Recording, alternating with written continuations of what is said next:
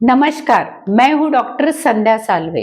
गर्भ संस्कार के यूट्यूब चैनल में आप लोगों का बहुत बहुत स्वागत। सबसे पहले तो मैं आपको बधाई देना चाहूंगी कि आपने गर्भावस्था के पूरे महीने बहुत अच्छे से पार किए हैं। काफी सारे इसमें सफरिंग्स थे, क्रेविंग्स थे, डिस्कम्फर्ट था। ये सब चीजें पार करके अभी आप अंतिम पड़ाव पे पहुंच गए हो। अभी आपको डिलीवरी के लिए खुद को प्रिपेयर करना है। अगर आप 90 महीने में हो तो आपको क्या क्या चीजें करनी चाहिए, कौन सी चीजों का खास ध्यान रखना चाहिए और कौन सी चीजों पे स्पेसिफिकली काम करना है, क्यों करना है, इन सब के बारे में आज हम चर्चा करने वाले हैं। अभी कुछ ही दिनों में आपकी डिलीवरी होगी, आपका बेबी आएगा, आपका घर खुशियों से भर जाएगा, किलकारियों से भर जाएगा। लेकिन उसके लिए आपको खुद को प्रिपेयर करना भी बहुत जरूरी है।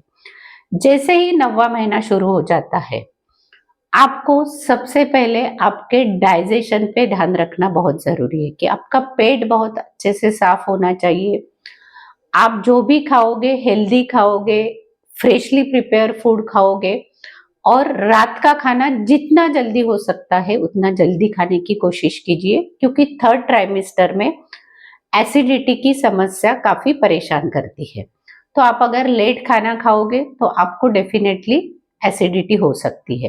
तो इसीलिए जितना जल्दी हो सकता है 6:30, 7, 7:30 बजे आप खाना खा लीजिए। अगर रात में आपको फिर से भूख लगती है तो आप फ्रूट खा सकते हो या दूध भी ले सकते हो, जो चीज भी आपके लिए कंफर्टेबल है। तो सबसे पहले आपको डाइजेशन का ख्याल रखना है। उसके साथ में ही आपको डिलीवरी के लिए खुद को प्रिपेयर करना है। जैसे कि आप हल्का वॉक कर सकते हो, 15 से 20 मिनट या आधे घंटे तक आप वॉक ले सकते हो। इसके साथ में ही आपको डक वॉक करना है। डक वॉक अगर थर्ड ट्राइमेस्टर से ही आप शुरू कर सकते हो, लेकिन 90 महीने में इसकी फ्रीक्वेंसी आपको बढ़ानी है। यानी दिन में 3 बार आप डक वॉक कर सकते हो और उसका टाइमिंग आप 7 से 8 मिनट तक डक वॉक कर सकते हो, तीनों वक्त का मिला के।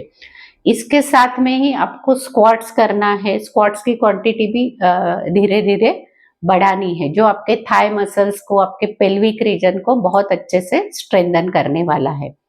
इसके साथ में ही आपको बटरफ्लाई की एक्सरसाइज भी करना है, जो आपके स्पेसिफिक थाई मसल्स और पेल्विक रीजन के लिए होती है। तो बटरफ्लाई का भी आप 150 से 200 काउंट तक बटरफ्लाई आप कर सकते हो। वो भी अगर आपको एक बार पॉसिबल नहीं तो दिन में 2 या 3 बार आप डिवाइड करके उसे कर सकते हो। इसके साथ में ही आपको जैसे ही आपका 38 वीक कंप्लीट हो जाएगा, उसके बाद में आपको कैस्टर ऑयल लेना चाहिए। कैस्टर ऑयल क्या करेगा, आपके कोलोन को कंप्लीटली क्लीन करेगा, आपके शरीर में वात को बैलेंस करेगा और नॉर्मल डिलीवरी के लिए आपको हेल्प करेगा। जैसे यूटेरन कॉन्ट्रैक्शन है या फिर सर्विक्स का डायलेटेशन है, इन सबको हेल्प करने वाला है। 38 वीक कंप्लीट होने के बाद में कैस्टर ऑयल लेना आप शुरू कर सकते हो। हफ्ते में 3 बार आप कैस्टर ऑयल ले सकते हो। स्टार्ट करते वक्त आपको 1.5 चम्मच से स्टार्ट करना है। 1.5 चम्मच कैस्टर ऑयल एक आधे कप गर्म पानी में डाल के मिक्स करके आपको पीना है। ऊपर से 1 गिलास गर्म पानी पीना है और प्रिफरेबली ये आपको मॉर्निंग टाइम में लेना है। यानी कुछ तकलीफ भी हुई तो दिन के वक्त में आपको तकलीफ होगी, रात में आपकी नींद खराब नहीं होगी। 1.5 चम्मच से अगर आपको लूज मोशंस नहीं हो रहे हैं, बार बार स्टूल्स नहीं पास हो रहे हैं, तो आप 2 चम्मच भी ले सकते हो। 1.5 चम्मच से कुछ आपको लूज मोशंस वगैरह हो रहे हैं तो 1.5 चम्मच से आप कम कम करना चाहिए, 1 चम्मच ही लेना चाहिए।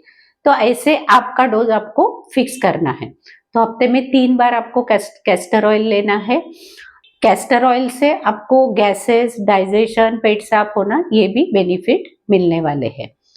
इसके साथ में ही आपको ऑयल मसाज भी करना है। जैसे ब्रेस्ट मसाज आपको करना है। ब्रेस्ट मसाज करके ब्रेस्ट के निपल्स को बाहर निकालना है।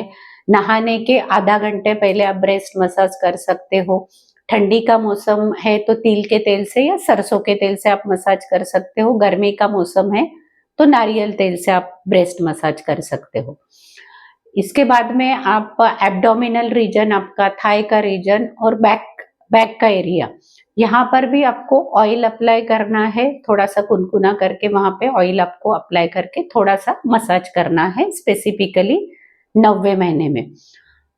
ये सब चीजें अगर आप करोगे तो आपको काफी सारे इसके बेनिफिट्स मिलने वाले हैं। इसके साथ में और एक बहुत ही इंपॉर्टेंट एक्टिविटी है कि आपको आपके बेबी के साथ में बात करना है, गर्भ संवाद करना है।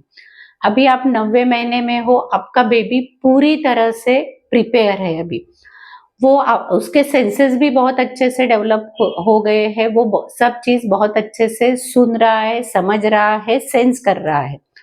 तो आपको इमेजिन करना है कि आपका बेबी आपके सामने बैठा है, आपके गोदी में बैठा है, ऐसे समझ के आपको उसके साथ में कनेक्ट होना है, उसके साथ में बात करना है, उसको भी डिलीवरी प्रोसेस के लिए, नॉर्मल डिलीवरी प्रोसेस के लिए उसको प्रिपेयर करना है। इसके साथ में ही आपको मेडिटेशन की फ्रीक्वेंसी बढ़ानी है।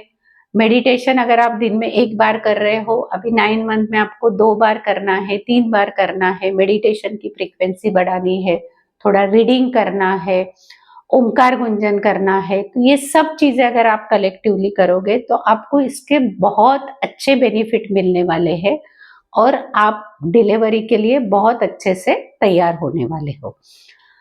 तो अगर आप 90 महीने में हो तो हमें कमेंट करके बताइए कि इसमें से आप क्या क्या कर रहे हो और उसके आपको क्या क्या अनुभव आ रहे हैं, क्या क्या बेनिफिट्स मिल रहे हैं। आपको ये वीडियो अच्छा लगा तो लाइक और शेयर जरूर कीजिए।